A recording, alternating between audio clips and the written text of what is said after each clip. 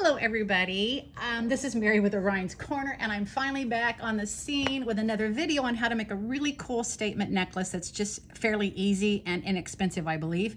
The only thing is, the one I wanted to make for you is this one, and I videoed myself, or I thought I videoed myself, and the camera apparently never was on. So I have, we're gonna do the same style. We're just gonna do it in some smaller hoops because I've ran out of the bigger ones. I already used those for some other projects. Still same process, it will work. So what I'm gonna do is I will tell you that these graduated hoops that we're going to use, I got from Cherry Tree Beads, and they came in a set, I believe.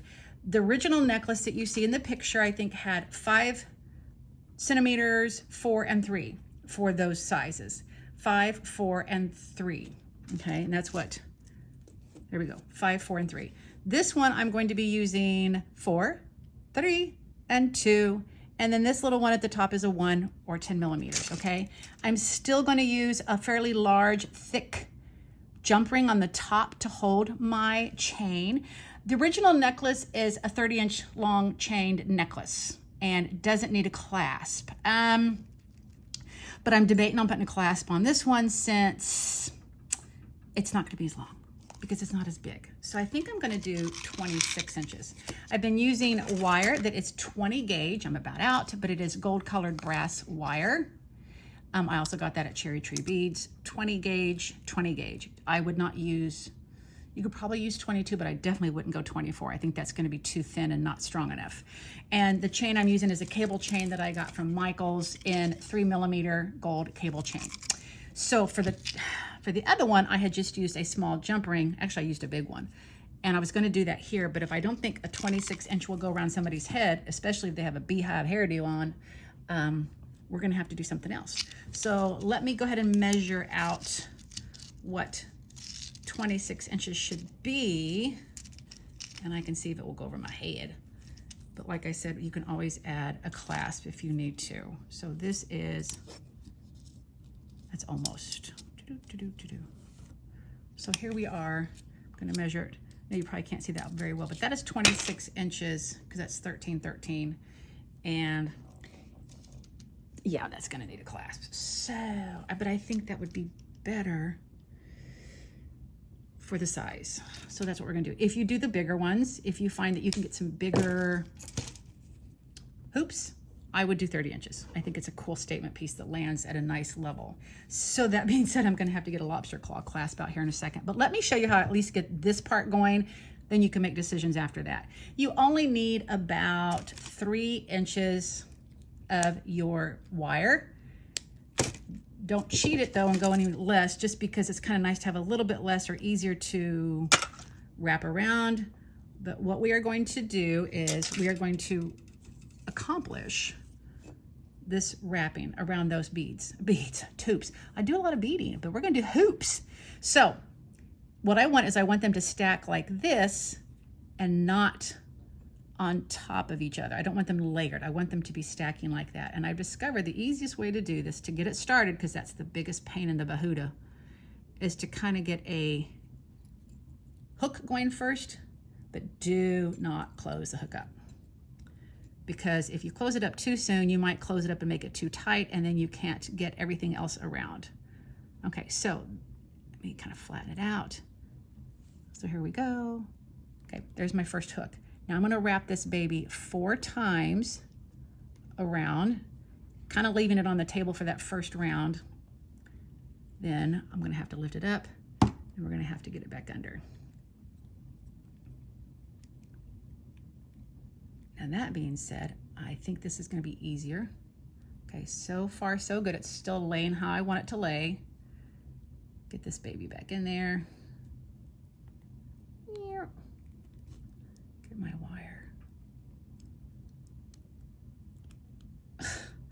I made that hard. I really made that hard. And then wrap it down.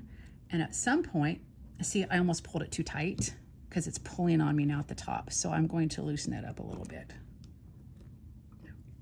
There we go. And make sure it's flat before I pull this other one down. I can always put these babies together like this. You can maneuver them a little bit. Okay, so I'm glad I did that because it was pulling too tight. Now I'm gonna put it in for the last loop. I'm on the back side, by the way. What I call the back side. And again, I don't want it to be too tight. I wanna make sure I can lay it flat. Okay, that's working. Doop. And it's so tempting to just kind of pull, pull, pull. But if you pull, pull, pull, then you don't have that look that we need. Okay, so now that we're getting to this point, we still have some work to do with it. I'm gonna pull the original hook out to the other side. Poke it back. Ow, you poked my finger. Okay, I can lay that down. I'll trim it off in a second. Pull this one up, the bottom one. There we go. Now I have my 4 wraps.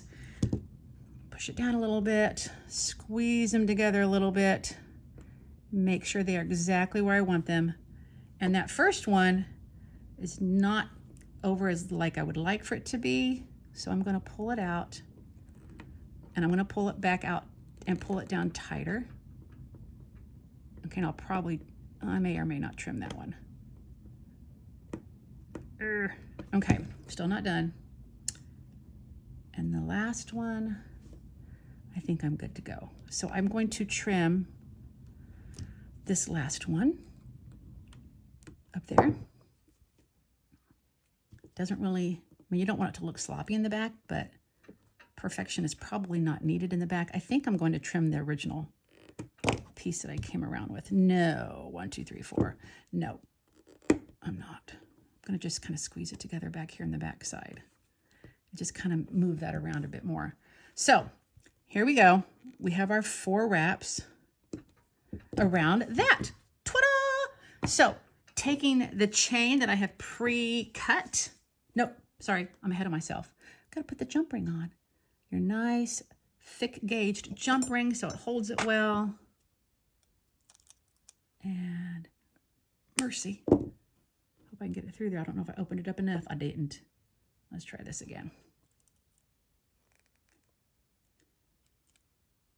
I really need 2 pliers of the other size, but I don't have them. This is not that difficult. I just did this like 3 times. I'm not that weak.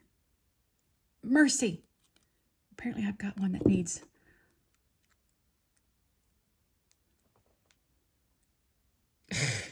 a much bigger opening. I hate to open it too far.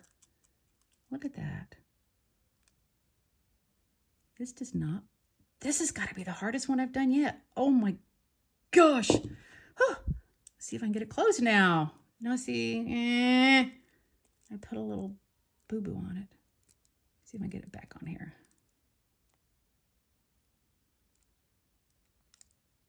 I'm gonna use the thicker part of the pliers so it doesn't do that again. Okay, now that I'm sweating to death from that, we're gonna put the chain on through the big hoop. And then I will add a clasp. So let me come back for that. Hold on.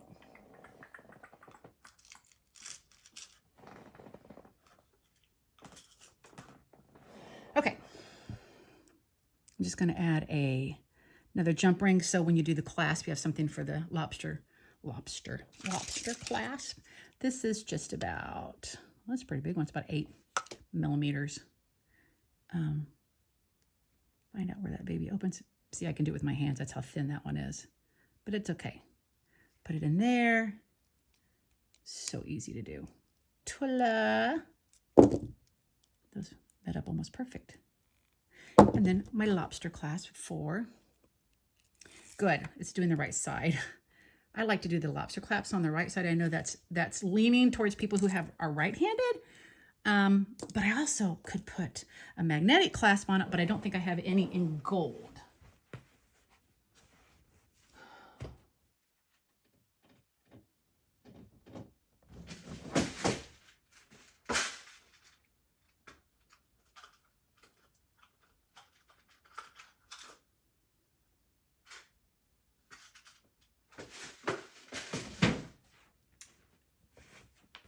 Okay, So we are back with the lobster clasp, and then you need usually need a smaller jump ring to get that hooked on there.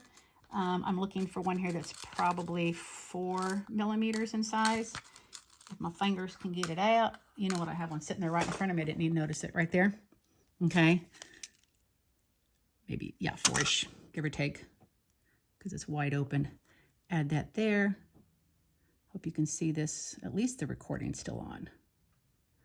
Then add it to this side. Close that baby up, and we're going to have a necklace in no time at all. Ta-da! Yep. So here we go, folks. Clasp it together. And voila, a necklace. Wrong side, this one. So there you go. I hope you enjoyed that. And let me know if you make one like this. This is kind of fun. Thanks.